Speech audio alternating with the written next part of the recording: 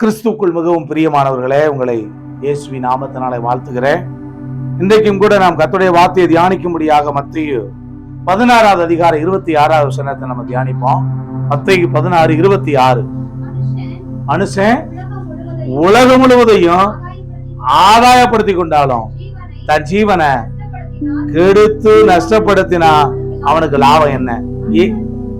மனுஷன் தன் ஜீவனுக்கு ஈடாக எண்ணத்தை கொடுப்பான். எண்ணத்தை கொடுப்பான். இயேசுவை ஆதாயப்படுத்தி கொள்ளும்படியாக இந்த உலக ஓட்டத்துல நம்ம ஓடணும். உலகத்தை ஆதாயப்படுத்தி கொள்ளும்படியா நம்ம என்ன செய்யக்கூடாது? ஓடக்கூடாது. அந்த ஓட்டை இருந்துடக்கூடாது. புரிஞ்சுக்கங்க நல்லா. அப்ப மனுஷன் உலகம் முழுவதையும் எல்லாத்தையும் தனக்கு சொந்தமாக, தனக்கு உடைமையாக அவன் மாற்றிக்கொண்டாலும் உள்ள ஆண்டவர் நமக்கு என்ன கொடுத்திருக்கிறார்னா ஒரு ஜீவனை கொடுத்திருக்கிறார். என்னங்க? ஜீவன், லைஃப், உயிர்னு சொல்றோம். அதை என்ன செய்யக்கூடாது? நஷ்டப்படுத்தக்கூடாது. நஷ்டப்படுத்துறதுன்னா என்ன? தேவனுக்கு பிரியமில்லாத பாவத்தை, அக்கிரமத்தை, அநியாயத்தை இந்த உலகத்துல இருக்கிற வரைக்கும் மற்றவங்களுக்கு நன்மை செய்யாம தீமை செய்யக்கூடிய வாழ்க்கையை வாழ்றதுதான் நம்முடைய ஆத்துமாக்களை கெடுத்து போடுறது, நம்முடைய ஜீவனை நஷ்டப்படுத்துறது. இந்த உலகத்துல இருக்கிற ஒரே ஒரு வாழ்க்கை தான் எல்லா மனுஷனுக்குமே. அதுக்கப்புறம் பார்த்தா நீ அதா பரப்ப இதா ஆவ அப்படின்றதெல்லாம் உண்மை கிடையாது. இந்த உலகத்துல இருக்கிற வரைக்கும் உனக்கு ஒரே ஒரு வாழ்க்கை கொடுக்கப்பட்டிருக்கிறது. அந்த வாழ்க்கையில நீ இயேசுவை நம்பி உன்னுடைய வாழ்க்கையை அர்ப்பணித்து அவருக்கு உன்னுடைய ஜீவனை, உன்னுடைய ஆத்மாவை அர்ப்பணிச்சு வாழ்வன்னா உனக்காக ஒரு அற்புதமான நித்திய வாழ்வு ஆயத்தமாக்கப்பட்டிருக்கிறது. புரிஞ்சுக்கங்க. மனுஷன் உலகம் முழுவதையும் ஆதாயப்படுத்தி கொண்டாலும் தன் ஜீவனை கெடுத்து நஷ்டப்படுத்தினா, ஏன்னா எல்லாவற்றை பார்க்கலும் இருதயமே மகா கேடுள்ளதும் துருக்குள்ளதுமா இருக்கு. இந்த ஆத்துமா, அதுக்குள்ள ஆவி இருக்கு. அதுக்குள்ளதான் என்ன இருக்கான் தெரியுமா? கேடு இருக்கான், திருக்குள்ளதா இருக்கான். மனுஷனை செம்மையாத்தான் கடவுள் படைச்சாராம். ஆனா அவங்க அநேக உபாய தந்திரங்களை தேடி கொண்டாங்கன்னு சொல்லி போடப்பட்டிருக்கு. எல்லாம் கவனிங்க. இருதயத்துக்குள்ள இருந்துதான் உள்ளாத சிந்தனைகளும், உபச்சாரங்களும், களவுகளும், மதிகேடும், மண்கண்ணும், பொறாமையும், உபச்சாரங்களும் புறப்பட்டு வருது. இதுதான் என்ன செய்யும்? மனுஷனை தீட்டுப்படுத்தும். வாய்க்குள்ள போகிறது தீட்டுப்படுத்தாது. வாய்க்குள்ள போகிறது அது குடல் வழியா போய் வெளியே போயிடும். ஆனா இருதயத்துக்குள்ள போகிறது தீட்டுப்படுத்தும். புரிஞ்சுக்குங்க. இங்கதான் என்னது? விபச்சாரம் ஆரம்பிக்குது.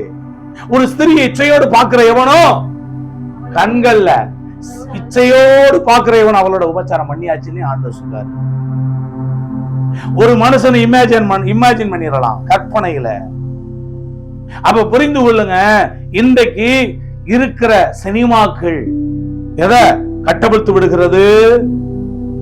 அசுத்தங்களை, அருவருப்புகளை கட்டவிழ்க்குது. கவனிச்சுக்கங்க நல்லா. ஆபாசமான காரியங்கள் கட்டவிழ்க்கப்படுகின்றது. அப்ப ஒரு ஸ்திரியை இச்சையோட அப்படி பார்த்தா அவளோட உபச்சாரம் செஞ்சாச்சு. அப்ப இருதயம் என்ன செய்யப்படும்? ஆண்டவர் சொல்றாரு, உன் இருதயத்தை எனக்கு தா, உன் கண்கள் என் வழிகளை நோக்குவதாக. இருதயத்தை முதல்ல இந்த இருதயத்தை காத்துக்கிறோம். மனுஷன் எதை காக்க மாட்டான் தெரியுமா? உடம்ப காத்துக்கிறதுக்கு என்னென்னமோ ட்ரீட்மெண்ட் எடுக்கிறான். என்னங்க? 5 லட்சம் 10 லட்சம் பரவாயில்ல, அந்த சர்ஜரி பண்ணிடுவோம், இந்த ஸ்கேன் பண்ணிடுவோம், இந்த எக்ஸ்ரே பண்ணிடுவோம். ஆனா ஆத்மாவுக்கு ஸ்கேன் பண்றியா? ஆத்மாவை ஸ்கேன் பண்ணி பார்த்தா உள்ள என்னெல்லாம் கிடக்கு? துஷ்டதனம், கபடு, வன்கண்ணு, பொறாமை, சண்டை எல்லாம் இங்கதான் கிடக்கு, உள்ளதான் கிடக்கு. அதனால அத ஆண்டவர்கிட்ட கொடுத்தா அத ஒரு குழந்தையினுடைய இருதயத்தை போல, கரை இல்லாத, பிழை இல்லாத ஒரு இருதயத்தை போல அவர் மாற்றி அமைக்கிறாரு. நல்லா கவனிங்க. உலகம் முழுவதையும் ஆதாயப்படுத்தி நம்முடைய வாழ்க்கை ஓடக்கூடாது. இயேசுவை ஆதாயப்படுத்த வேண்டும். ஆமென். நம்முடைய கல்லறைகள்ல எந்த வாக்கியம் எழுதப்படணும்? கிறிஸ்து எனக்கு ஜீவன், சாவு எனக்கு ஆதாயம். கர்த்தருக்குள்ள மரிக்கிறவங்க தான் பாக்கியவான்கள், ஆசீர்வதிக்கப்பட்டவங்க. இதோ நல்ல போராட்டத்தை போராடுனேன், ஓட்டத்தை முடிச்சேன், ஒரு காரியத்தோட துவக்கத்தை பார்க்கலாம், முடிவுதான் நல்லது, பரவாயில்ல. அவன் சத்த பின்னாடி அவன் லைஃப் அது அவங்க பாருங்க இப்ப இறந்தாங்க எப்படி இருக்கு அப்படின்னு சொல்லி நம்மளை பார்த்து சொல்லக்கூடாது. பாருங்க லூக்கா 12ஆம் அதிகாரம் 15 21 வசனங்களை வாசித்து பாருங்க. லூக்கா 12 15 21. எதை குறிச்சு சொல்றாரு ஆண்டவரு?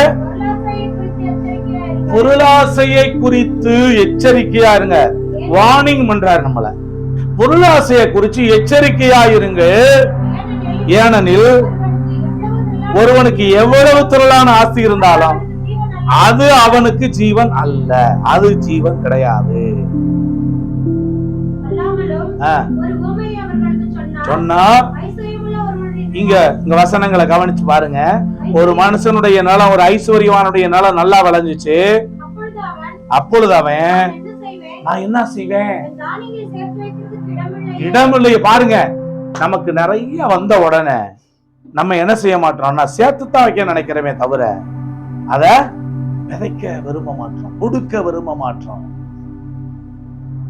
ஒருத்தரை பத்தி கேள்விப்பட்டீங்க, ரேஸ் அரிசியை வாங்கி வாங்கி வாங்கி அட்டிக்கு வச்சாராம். பாருங்க அட்டிக்கு வீட்டுக்குள்ள தோத்திரம், அதையும் விடுறதில்ல.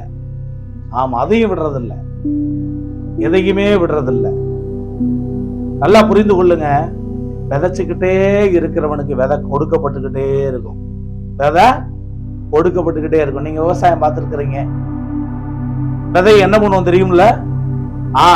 எல்லாத்தும் போக விதையை எடுத்து பாத்தீங்கன்னு சொன்னா நெற்கதிர்களை கொஞ்சத்தை எடுத்து என்ன செய்வோம் தெரியுமா? கதிராவே நிறைய கட்டுக்கிட்டா கட்டி தொங்க விட்டுருவோம், அது கெடாம இருக்கும். அதுக்கப்புறம் அதை எடுத்து என்ன செய்வோம் தெரியுமா? அதை விதைக்கும் பொழுது அது புதிய பயிர்களை உண்டாக்கி அது திரும்ப திரும்ப விதைகளை கொடுத்து கொண்டே இருக்கும். அப்ப இங்க இவன் என்ன செய்யறான்னா குண்டக மண்டக விளைஞ்சிருச்சு. எப்படி நிறைய விளைஞ்சிருச்சு அந்த வருஷத்துல, நிறைய விளைஞ்ச உடனே ஐயோ நான் என்ன செய்வேன், நிறைய பணம் வந்துருச்சு, நிறைய எனக்கு தானிய விளைஞ்சு போச்சே. அப்ப இது வரைக்கும் அவ்வளவு விளைச்சல் வந்ததை பார்த்தது இல்ல. நல்லா புரிஞ்சுக்கங்க, நிறைய பேருக்கு ஆண்டவர் நிறைய கொடுப்பாரு, நிறைய கொடுத்து சோதிப்பாரு. எப்படிங்க? நிறைய கொடுத்து சோதிப்பாரு. நிறைய ஏன் கொடுத்தாருன்னா இவன் மனநிலையை எப்படி இருக்குன்னு பார்க்கத்தான் கத்துக்கிட்டாரு. அவன் ஐயோ நான் என்ன செய்வேன் அப்படின்றான். நிறைய வேலைகள் அப்படித்தானே இல்ல? நிறைய வந்துருச்சுன்னா நான் என்ன செய்வேன் அப்படின்னுட்டு தரித்திரருக்கு கொடுப்பேன், ஊழியத்துக்கு கொடுப்பேன் அப்படின்ற எண்ணம் அவனுக்குள்ள வராம என்ன பண்ண தெரியுமா? போய் வாசிங்க, நான் ஒண்ணு செய்வேன். ஆமா ஏற்கனவே எனக்கு களஞ்சியங்கள் இருக்கு, அந்த களஞ்சியங்களை தான் இடிப்பேன், இடிச்சு அதை பெருசாக்குவேன். எனக்கு விளைஞ்ச தானியத்தை என் பொருள் எல்லாத்தையும் அங்க சேர்த்து வச்சுட்டு பின்பு ஆத்மாவை பார்த்து சொல்லுவேன், உனக்காக அநேக வருஷங்களுக்கு அநேகம் பொருட்கள் சேர்த்து வைக்கப்பட்டிருக்கிறது, நீ இளைப்பாரி. அத சொல்லுவான் அங்க பாருங்க, ஆத்மாவை பார்த்து சொல்லு. நிறைய பேர் பணம் வச்சிருக்கவன் என்ன சொல்லுவாங்க தெரியுமா? ஆத்மாவே நீ இளைப்பாரி, உனக்காக அநேக பொருள்கள் அநேக வருஷங்களுக்கு சேர்த்து வைக்கப்பட்டிருக்கு. அதாவது எப்படின்னா நான் தலைமுறையாக சேர்த்து வைத்திருக்கிறேன், நான் சந்ததி சந்ததியாக. இவனுக்கு என்னடா 10 தலைமுறைக்கு உட்கார்ந்து சாப்பிடலாம், அவ்வளவு சேர்த்து வச்சிருக்காங்க, அவ்வளவு சேர்த்து வச்சிருக்கேன். நீ என்ன செய்ய தெரியுமா? இளைப்பாரி, புசித்து குடித்து நீ பூரிப்பாயிரு, என் ஆத்மாவோட சொல்லுவேன் அவன் சொல்லிக்கிட்டான், தனக்குள்ள சொல்லிக்கிட்டான். நமக்கெல்லாம் நிறைய டைம்ல படுக்கிறப்ப அந்த யோசனை எல்லாம் வருது இல்ல? ஸ்கூல்ல வேலை பார்த்தது, வீட்டுல காரியங்கள் நடந்தது, அன்னைக்கு பகல்ல நண்பர்களை சந்தித்ததெல்லாம் படுக்கைக்கு போகும்போது தான் எல்லாமே ஞாபகத்துக்கு வருது. அப்படித்தான் அவன் காய அப்படி தலையில கைய வச்சுக்கிட்டு இப்படி சிந்திச்சு பார்த்துக்கிட்டு இருந்தான். அன்னைக்கு நைட் ஆண்டவர் வந்தாரு. என்ன சொன்னாரு? தேவனோ அவனை நோக்கி மதிகடனே, ஓ ஆத்துமா இந்த ராத்திரியிலே உன்னிடத்திலிருந்து எடுத்துக்கொள்ளப்படும், அப்ப நீ சேகரித்தவைகள் எல்லாம் யாருடையதாகும் அப்படின்னு கேள்வி கேட்கிறார். இன்னைக்கு நம்மளை பார்த்து ஆண்டவர் கேட்கிறாரு. இப்படி அவனை பார்த்து மதிகடன், அதுக்கு மொழிபெயருங்க. மதிகடன் என்ன? அறிவு கெட்டவனே, முட்டாப்பயலே, மூடனே அப்படின்றாரு. நீ சேகரிச்சத யாருடையதாகும்? இன்னைக்கு இரவுல உன் ஆத்மாவை நான் உன்கிட்ட இருந்து எடுத்துக்கிட்டா இதெல்லாம் யாருக்குப்பா அப்படின்னு கேட்கிறாரு. அப்ப எதை நாம இந்த உலகத்துல தேட வேண்டியவர்களாக இருக்கிறோம் அப்படின்னா, முதலாவது தேவனுடைய ராஜ்யத்தையும் அவருடைய நீதியையும் தேடுங்கள். அப்படி இதெல்லாம் உங்களுக்கு கூட கொடுக்கப்படும். கர்த்தர் கொடுப்பார் உங்களுக்கு, கட்டாயம் கைவிட மாட்டார். சரிங்களா? கைவிட மாட்டார். இப்ப நீங்க பிலிப்பியர் 3ஆம் அதிகாரம் 19-20 வசனத்தை எடுத்து வாசிங்க. பிலிப்பியர் 3:19-20 வசனத்தை வாசிங்க. நம்முடைய குடியிருப்போ அவர்களுடைய முடிவு, அங்க பாருங்க, இப்படி சேர்த்து வைக்கிறவங்களுடைய முடிவு அழிவு. அவர் இங்க பாருங்க, நிறைய பேருக்கு எது தேவனா? என்னங்க? வயிறுங்க, வயிறுங்க.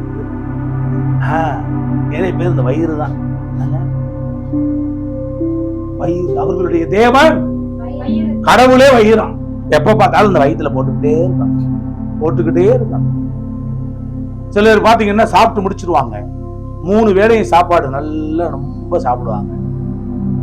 ஆனா பாத்தீங்கன்னா இந்த முஸ்லிம்ஸ் எல்லாம் வந்து பாத்தீங்கன்னா அவங்க நண்பர்கள் என்ன பண்ணுவாங்கன்னா, அவங்க அரைகுறையா தான் சாப்பிடுவாங்க. அதாவது அரை வயிறு சாப்பிட்டுட்டு மீதி ஃபுல்லாவே தண்ணி தான் குடிச்சிருப்பாங்க. ஆனா நம்ம அப்படின்னா தொண்டை வரைக்கும் இங்க வரைக்கும் நல்ல வகுறு ரொம்ப சாப்பிட்றா அப்படின்னு சாப்பிடுறது. சாப்பிட்டு முடிச்சுக்கிட்டு கடைசியில செரிமானம் ஆகாம இஞ்சி டீ குடி, மிளக வறுத்ததுன்னு சீரகத்தை கொஞ்சம் அள்ளி வாயில போடு. எப்படி இப்படி இருக்கிறோம் நம்ம இல்ல? அவர்களுடைய தேவன் வயிறு, அவருடைய மகிமை லட்சை. அவர்கள் பூமிக்கு அடுத்தவைகளை சிந்திக்கிறார்கள். கவனிங்க, நம்முடைய குடியிருப்போ பரலோகத்தில் இருக்கிறது. உங்க குடியிருப்பு எங்க இருக்கு அப்படி சொல்லணும். பரலோகத்துல உன் குடியிருப்பு இருக்குன்னா வாரம் தவறாம சபை ஆராதனைக்கு வந்துருவாங்க. பரலோகத்துல நம்முடைய குடியிருப்பு இருக்கு. அங்கே இருந்து நம்முடைய கர்த்தராகிய இயேசு கிறிஸ்து என்னும் ரட்சகர் வர, அங்க இருந்து யார் வரப்போறது? இயேசு வரப்போறாரு. என்னங்கய்யா இயேசு வரப்போறாருன்னு சொல்லிட்டு இருந்தீங்களே, அது உண்மைதானா? எடுத்து வாசிச்சு பாருங்க. வெளிப்படுத்தல் 1:7 பாருங்க. 1:7 தான். 1:7 வாசிங்க. வெளிப்படுத்தல் 1:7. இதோ மேகங்களுடனே வருகிறார், கண்கள் யாவும் அவரை காணும், அவரை குத்தினவர்கள் அவரை காண்பார்கள், பூமியின் கோத்திரத்தார் எல்லாரும் அவரை பார்த்து புலம்புவார்கள். அப்படியாகும். ஆமே. பாத்தீங்களா? வருவாரா வரமாட்டாரா? கட்டாயம் வருவாரு. இந்த பூமியில மனுஷன் செய்யக்கூடிய அத்தனை அக்கிரமங்களுக்கும் அருவருப்புகளுக்குமான தண்டனையை கொடுப்பதற்காக மனுஷகுமாரன் வரப்போகிறார். சங்கீதத்துல 2ஆம் அதிகாரம் நீங்க 12ஆம் வசனத்தை வாச்சு பாருங்கவே. சங்கீதம் 2:12 வாச்சு பாருங்கவே. குமாரன் கோபம் கொள்ளாமலும் நீங்க வழியில அழியாமலும் இருக்கும்படி அவரை முத்தம் செய்யுங்கள். இன்னும் கொஞ்ச காலத்துல அவருடைய கோபம் பற்றி எரியும். அவரை அண்டிக் கொள்ளுகிற யாவர், அப்ப இந்த சபைக்கு வந்திருக்கிற யாவரும் நீங்க பாக்கியவான்கள், அவரை அண்டிக் கொள்ளும்படியாய் வந்திருக்கிறீர்கள். இன்னும் கொஞ்ச காலத்துல அவருடைய கோபம் பற்றி எரியும். புரிந்து கொள்ளுங்க. அப்ப நம்முடைய குடியிருப்பு பரலோகத்திலே இருக்கிறது. என்ன பாஸ்டர் பரலோகத்துல இருக்குன்றீங்க? அப்ப அவங்களுக்கு அங்க தனித்தனியா, இங்க தனித்தனியா தானே வீடு இருக்கு. யோவான் 14ஆம் அதிகாரம் 1வது வசனம் 2வது வசனத்துல இயேசு எதுக்காக மேல போயிருக்கேன்னு சொல்றாரு பாருங்க. வாட்சி பாருங்க. 14:1 வாசிப்பா. தேவனிடத்துல விசுவாசமா இருங்கள், என்கிட்டயும் விசுவாசமா இருங்க. போட்டிருக்கா பாருங்க. என் பிதாவோட வீட்டுல அநேக வாசஸ்தலங்கள் உண்டு. அப்படி இல்லாம இருந்தா நான் உங்களுக்கு சொல்லி இருப்பேன். ஒரு ஸ்தலத்தை, இந்த இடத்துல வந்திருக்கிற உங்க ஒவ்வொருத்தருக்கும் ஒரு ஸ்தலத்தை, ஒரு வீட்டை ஆண்டவர் ஆயத்தப்படுத்தும்படியாய் கடந்து போயிருக்கிறார். அப்ப ஆயத்தப்படுத்தின பிற்பாடுதான் வருவாரு. நான் ஆயத்தம் பண்ணின பின்பு நான் இருக்கிற இடத்துல நீங்களும் வந்து இருக்கும்படி உங்களை மறுபடியும் உங்களை என்கிட்ட சேர்த்துக் கொள்வேன்னு சொல்றாரு ஆண்டவர். அப்ப இப்ப நம்ம அவரை முகத்தை பார்க்கல, ஆனா ஒரு நாள் அவரை முகமுகமாய் நாம் பார்க்க போகிறோம். அதுக்கெல்லாம் வசனங்கள் இருக்கு, அதை எடுத்து சொல்ல நமக்கு நேரம் இருக்குல்ல. அதனால உங்களுக்கு வர நாட்கள்ல சொல்லித்தரேன். எபிரேயர் 11வது அதிகாரம் 9 இருந்து 9-10 வசனத்தை வாசிங்க. எபிரேயர் 11:9-10 அந்த வாசிங்க. விசுவாசத்தினாலே வாக்குத்தத்தம் பண்ணப்பட்ட தேசத்துல சஞ்சரித்து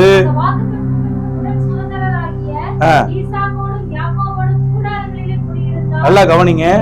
பூமிக்குரிய இந்த கூடாரம் என்ன செய்யுமா? கவனிங்க, பூமிக்குரிய இந்த கூடாரம் அழிஞ்சு போயிரும். நாம கட்டி இருக்கிற வீடு இருக்குல்ல, அது இது என்னது? இது என்னது? இதுவும் கூடாரம் தான். இதுக்குள்ளதான் வாழ்றான், சரியா? இதுக்குள்ளதான் வாழ்ந்துகிட்டு இருக்கிறான். நேற்றுக்கு ஒருத்தர் போயிட்டார்ல, அதுதான் அந்த ராத்திரியிலே உன் ஆத்மா எடுத்துக் கொள்ளப்படும். அப்ப ஒரு மனுஷனை விட்டு ஜீவ சுவாசம், நல்லா புரிஞ்சுக்குங்க, எங்க ஊதுனாரு? இங்க ஊதுனாரு. மண்ணினாலே தேவனாகிய கர்த்தர் மனுஷனை உண்டாக்கி நாசியிலே ஜீவ சுவாசத்தை ஊதினார். அவன் ஜீவ ஆத்மாவானான். அப்ப முதல்ல சரீரம் படைக்கப்பட்டது, அதுக்கப்புறமா அவருடைய ஜீவ சுவாசத்தை ஊதி ஆத்மாவா அவனுக்குள்ள சிருஷ்டிக்கப்பட்டான் மனுஷன். இத புரியாம இன்னைக்கு மனுஷர்கள் என்ன செய்யறாங்க? டார்வின் பரிணாம கொள்கை, குரங்கிலிருந்து மனிதன் வந்தான். அப்ப நீ குரங்கா தெரிய வேண்டியதானே? குரங்கு என்னைக்காவது உட்காந்து சிரிச்சிருக்கா? சொல்லுங்க. குரங்கு என்னைக்காவது உட்காந்து லேப்டாப் நோண்டி இருக்கா? குரங்கு என்னைக்காவது வந்து பாத்தீங்கன்னு சொன்னா சினிமா தியேட்டர்ல உட்காந்து படம் பார்த்திருக்கா? குரங்கு மரத்துல தான் தெரியும். நம்மளும் அப்ப மரத்துல தான் தெரியணும். குரங்கிலிருந்து மனிதன் பிறக்கவில்லை, கர்த்தர் தேவனாகிய கர்த்தர் நம்மளை படைச்சார். புரிஞ்சுக்கங்க, அத அவருடைய சாயலின்படி அவருடைய ரூபத்தின்படி நம்மளை படைச்சார். அவருடைய சுவாசம் நமக்குள்ள ஊதப்பட்டிருக்கு. அதனாலதான் மண்ணிலே நம்மளை உருவாக்கி ஜீவ சுவாசம் ஊதப்பட்டதுனால இந்த மண்ணு பூமிக்கு திரும்பி நம்முடைய ஆவி கர்த்தரிடத்துல போகுது. அங்க போய் அவருடைய பிள்ளைய நிக்கணும். நம்ம இங்க உலகத்துல இருக்கிறப்ப கண்டமானைக்கு ஆமா புண்பட்டு நெஞ்ச புகை விட்டு ஆத்ரா வாலிபத்தை அனுபவிடா, ஆமா இப்படி எல்லாம் வாழ்ந்துட்டு அங்க போய் நம்ம நிற்போம் அப்படின்னு மட்டும் தயவு செய்து பகல் கனவு கூட நம்ம கண்டக்கூடாது. ஏசப்பா பிள்ளைங்க, உங்களுக்கு நான் சொல்லி தர்றேன், அவருடைய பிள்ளைங்க இருதயத்துல தூய்மை உள்ளவர்களாக பரிசுத்தமாக்கப்பட்டவர்களா நம்ம இருக்கணும். இருதயத்திலே சுத்தம் உள்ளவர்கள் பாக்கியவான்கள். அவர்கள் யாரை தரிசிப்பாங்க? கர்த்தரை தரிசிப்பாங்க. நீங்க தரிசிப்பீங்க. ஆமென். வானத்துல வரும்போது நீங்க தரிசிப்பீங்க. மேல பறந்து செல்கிற விமானத்தை நம்ம பார்க்கிறோம் அங்க இருந்து. அதே போலதான் அதே மத்திய ஆகாயத்துல வரப்போகிற மணவாளர் இயேசு கிறிஸ்துவை ஒரு நாள் அவரை பின்பற்றுகிற, அவரை நாம் விசுவாசிக்கிற ஒவ்வொருத்தரும் நாம் பார்க்க போகிறோம் என்பதை நீங்க புரிந்து கொள்ளணும். அப்ப நமக்கான ஒரு குடியிருப்பு பரலோகத்துல இருக்கு. அதை நீங்க பெற்றுக்கொண்டது உங்க கையில தான் இருக்கு. நான் வந்து சில வசனங்களை நான் உங்களுக்கு சொல்லி முடிக்கிறேன். 2 கொரிந்தியர் 5ஆம் அதிகாரம் 1-9 வசனங்கள். பூமிக்குரிய கூடாரமாகிய நம்முடைய வீடு அழிந்து போனாலும் தேவனால் கட்டப்பட்ட, இதைத்தான் நீங்க புரிஞ்சுக்கணும். தேவனால் கட்டப்பட்ட, சொல்லுங்க, பூமிக்குரிய. அப்ப இது என்னதுங்க? நான் சொல்லி தந்தேன்ல, இது என்னது? இது என்னது? இது பூமிக்குரிய கூடாரம். இந்த கூடாரம் என்ன செய்யும்? அழிஞ்சு போகும். ஆனா தேவனால் கட்டப்பட்ட கைவேலை இல்லாத ஒரு நித்திய வீடு பரலோகத்திலே நமக்கு உண்டாயிருக்கிறது. ஏனெனில் இந்த கூடாரத்தில் நம்ம இருக்கிறதுனால தவிக்கிறோம். எல்லாம் கவனிங்க, பரம வாசஸ்தலம். சொல்லுங்க. அப்படின்னா என்னன்னா நித்தியமான வாசஸ்தலம், இட்டர்னல் லைஃப். சொல்லுங்க, இட்டர்னல் லைஃப். இந்த உலகத்துல இந்த சரீரத்துல 70 வருஷம் தான் ஒரு மனுஷன் வாழ முடியும் தானே? அப்புறம் அதுக்கு மேல போகணும்னா 80. அதையும் தாண்டி போனா சிலர்லாம் 90 வயசு 99 வயசு வரைக்கும் இருக்கிறாங்க. அந்த காலத்தோட ஆகாரம், அவங்க உடம்ப காத்துக்கிட்ட விதங்கள். ஆனா இன்னைக்கு பீசாவும் பர்கரும் திங்கிறதுங்க 70 தாண்டுமா? சொல்ல முடியாது. கடவுளுடைய பிள்ளைங்க அதிகமா ஹோட்டல்ல சாப்பிடறத தவிர்த்துருங்க. சரியா? நாங்க ஊழிய ஃபீல்டில் நிறைய பேரை சந்திக்கிறோம். அது ஃபெயிலியர், இது ஃபெயிலியர்னு நிறைய போய்கிட்டு இருக்கு. அதனால உப்பு சத்து கூடிருச்சு, அது கூடிருச்சு, இது கூடிருச்சு. வீட்டுல கஞ்சி ஆனாலும் என்ன செய்யுங்க, அமிர்தம்னு நினைச்சு குடிங்க. ஹோட்டல்ல போய் உட்காந்து வகுற நெப்பி துந்தியை நெப்பிக்கிட்டு வராதீங்க பிளீஸ். உங்களுக்கு கையில ஆண்டவர் எல்லாவற்றையும் தந்திருக்கிறார். பைபிள் சொல்லுது, சோம்பேறி என்ன செய்யறானா, வேட்டையாடி சம்பாரிச்சுலாம் வந்துடுறானா, ஆனா அதை கொண்டு வந்ததை சமைக்கிறது. நீதிமொழிகள் எழுதியிருக்கு, சோம்பேறி தான் வேட்டையாடி கொண்டு வந்ததை சமைப்பதில்லை. கஞ்சியா இருந்தாலும் சரி வீட்டுல குடிங்க, சாப்பிடுங்க. அவசரம் ரொம்ப முடியல அப்படின்ற பட்சத்துல போய் வெளியில சாப்பிடுவாங்க. அது இன்னொன்னு, இப்ப கூட கொஞ்சம் நல்லா நம்ம பாரம்பரியமான உணவுகள் எல்லாம் நமக்கு இருக்கு. சில இடங்கள் எல்லாம் ஆரோக்கியமான உணவுகள் எல்லாம் கொடுக்க ஆரம்பிச்சிருக்கிறாங்க. அந்த மாதிரி என்ன செய்யுங்க, போய் கொஞ்சம் கூல கூட குடிச்சிட்டு வாங்களே, கொஞ்சம் ஆரோக்கியமானதை போய் சாப்பிட்டு வாங்களே. இல்ல அப்படின்னு சொன்னா பழங்களை என்ன செய்யுங்க, கட் பண்ணி அதை சாப்பிட்டு பேசாம நிம்மதியா தூங்கிருங்க. அதை போய் இல்லைன்னா அதை போய் சாப்பிட்டுட்டு கடைசியில நைட்டு பாத்தீங்கன்னா வாமிட்டிங் போயிட்டே இருக்கு. காலையில பின்னாடி முன்னாடி நிக்காம போகும். அந்த கிட்டத்தட்ட பாத்தீங்கன்னா 300 ரூபாய் 500 ரூபாய் கொடுத்து நம்ம இதை வாங்கி சாப்பிட்டுட்டு 1000 ரூபாய் பில்ல டாக்டருக்கு போய் கட்ட வேண்டிய சூழ்நிலைகள் வருகிறது. பிளீஸ் உங்களை கெஞ்சி கேட்கிறேன், இந்த கூடாரம் கடவுளுடையது, அதை சரியா காத்து. சரிங்களா? அப்ப இந்த கூடாரத்துல பாரம் சுமந்து தவிக்கிறோங்க. அதனால அந்த நித்திய வாசஸ்தலத்தை தயவு செய்து அடைந்து கொள்ள விரும்புறீங்களா? ஆமென் சொல்லுங்க. நமது நியூ கவர்னன்ஸ் ஸ்டோன் மினிஸ்ட்ரி சேனலை லைக் பண்ணுங்க, ஷேர் பண்ணுங்க, கமெண்ட் பண்ணுங்க, சப்ஸ்கிரைப் பண்ண மறக்காதீங்க. அப்படியே பக்கத்துல இருக்கிற பெல் ஐக்கானை கிளிக் பண்ணி ஆல்ன்ற ஆப்ஷனை கொடுத்துக்கோங்க. அப்பதான் நாம போடக்கூடியதான வீடியோஸ் எல்லாமே டெய்லி உங்களுக்கு நோட்டிபிகேஷன்ல வரும். God bless you.